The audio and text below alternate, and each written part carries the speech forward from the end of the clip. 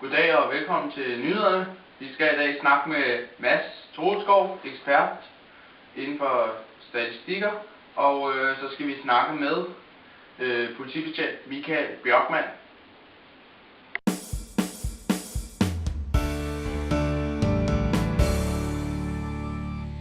Goddag, velkommen tilbage. Vi har fået besøg i studiet af specialist inden for området, Mads Troelskov. Goddag, Mads Troelskov. Nej. Mads Troelskov har lavet en statistik i en københavnsk 9. klasse over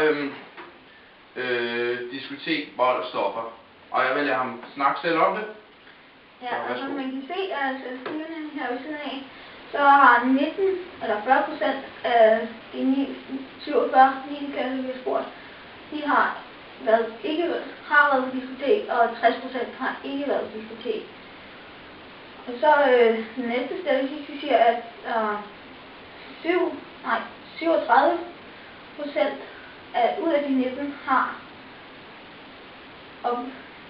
ikke oplevet vold til en fest, og 12, det vil sige 63% ud af de 19 har ikke oplevet, eller har oplevet vold til en fest.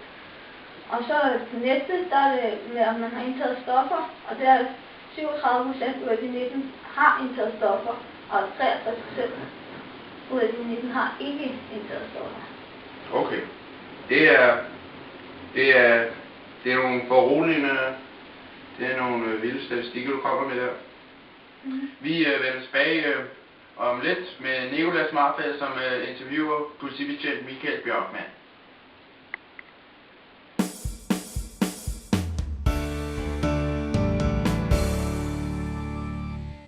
Ja, tak til Mads Troelskov, og velkommen tilbage til programmet. Jeg har lige fået at vide, at vores reporter Nicolas Marfeldt står klar med politibetjent Michael Bjørkman, og vi vil stille op til Nicolas nu.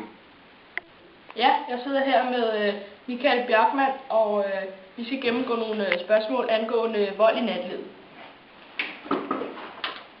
Ser du en sammenhæng mellem vold og stoffer? Det gør jeg. Man kan sige, at der er jo forskellige former for stoffer, men jeg kunne nævne nogle af de stoffer, som jeg ved har en stor betydelse. Det er kokain, og det er amfetamin. Specielt de to stoffer gør, at folk de bliver meget, op at køre. Og der skal ikke ret meget til, før at de glemmer de der stopklodser, som de har i forvejen. Alkohol er også en anden, selvom det ikke er et stof, men det er jo en form for rusmiddel, er også en af de ting, vi siger, der er en stor sammenhæng mellem vold og når du indtager alkohol. Faktisk kan vi sige, at langt de største slåskampe, der er, når vi snakker nattelivet og bylivet på diskoteker, det er næsten altid nogen, der er påvirket af enten alkohol eller stoffer. Hvilke befolkningsgrupper relaterer vold i nattelivet til? Jamen det er alle. Stort set alle. Der er mange, der tror, at det kun er for eksempel kun de unge, eller kun nydanskere. Men sådan er det ikke. Det er alle. Alle, der kommer i byen. Vi kan sige, at i København, der er det sådan, at København City er jo et sted, hvor alle næsten tager i byen, hvis de gerne vil rigtig i byen, som man siger. Og i København specielt, der er det jo sådan, at man kommer indenfra eller udefra, og så kommer man ind i byen, og det man kommer ind fra, det er morser. Man vil gerne, have lidt at drikke, og man vil gerne ud på et diskotek, og man vil gerne have det sjovt. Og det er der som regel ikke noget galt i. Det der går galt, det er, at når folk har fået noget inden for vesten, enten stoffer eller alkohol, så bliver de mere løslukkende. De glemmer som sagt de her stofklodser. Og det der så sker, det er, at der skal ikke meget til, før at man reagerer. Og det er altså alle mennesker, stort set, der reagerer på den måde. Men jeg vil også godt lige påpege, at hvis vi snakker nydanskere, så er det jo nogen, som ikke drikker. Og nydanskere, det er jo... jeg skulle lige hoste. Nydanskere, det er jo så nogen, som tit også bliver afvist på diskotekerne. Og når de så kommer ind i byen, så er det klart, at de føler sig frustrerede, og nogle gange er det så dem, som egentlig er meget involveret i vold. Men der er altså en årsag til, at de er det i mange tilfælde.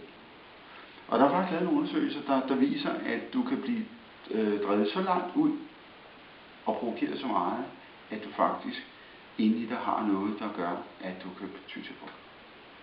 Så ganske almindelige mennesker, man har faktisk lavet nogle undersøgelser med ganske almindelige mennesker, som for eksempel skulle give strøm til nogle folk, som fik et spørgsmål.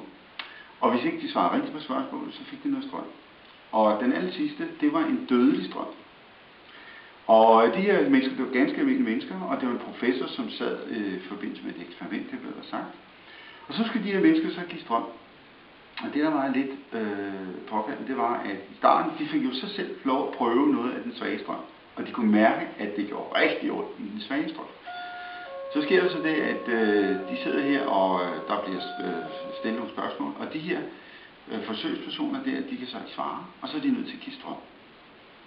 Og strømmen bliver stærkere og stærkere. Og man kan høre dem inden for rummet, det kan de selv høre, at de siger, au, det går ondt, jeg vil ud, og alle de her ting. Og der er nogen, der reagerer. Der er nogen, der reagerer så meget, så siger de, det vil jeg ikke med i. Men professoren siger, at det er et eksperiment, du er nødt til at fortsætte. Og så fortsætter folk.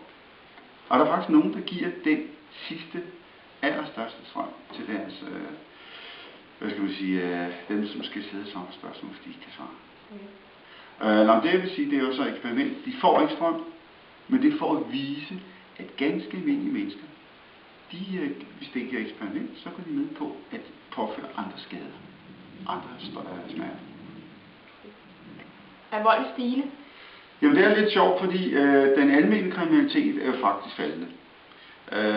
Men volden, den er ikke stigende på den måde. Vi får flere anmeldelser om vold, men det er nok fordi folk er blevet mere opmærksomme på, at der foregår mere vold. Så vil jeg sige, at de hårde former for vold, ja, den er stigende. Altså vi kan jo se, at når volden endelig opstår, så er det tit noget meget voldsomt vold. Det er som egentlig ikke det her almindelige slåskamp, hvor man bare lige slår lidt på hinanden, og så er der ikke mere i det. Men i dag bruger man mere våben. Man bruger volden bagefter, hvor folk ligger ned. Og det er jo virkelig alvorligt, fordi når du ligger ned og er passiv, og ikke kan gøre noget, og du bliver sparket i hovedet, så opstår der store skader. Så man kan sige, at ja, der er kommet noget mere grov vold, men selve volden generelt er ikke steget på den måde. Og så vil jeg da også lige påpege en ting, det er, at den her vold, som vi har, med blandt andet våben, det er jo sådan noget, som vi faktisk er meget opmærksom på, og vi håber, at vi på en eller anden måde kan få det ned. Noget af det, de også gør, det er røverier. Der er i København der er en meget stor stigning i røverier af unge under 18 år. Og det er sådan typisk gaderøverier, hvor man stopper nogle tilfældige og frarøver dem med trusler og vold. Hvad gør I i politiet for at stoppe volden i det danske natteliv? Der er flere ting. Fysisk at være til stede, patruljere, og det kan være civil, det kan være i uniform, så folk ved, at vi er der. Det er en rigtig god ting i forhold til natlivet. Så har vi et godt samarbejde med dørmænd, med folk, som arbejder som gademedarbejdere, og folk, som i det hele taget arbejder ude i nattelivet, sådan at de også ligesom føler, at der er en opbakning til, at de kan gå ind og gøre nogle ting. Så vil jeg sige, det præventive arbejde skal vi slet ikke glemme.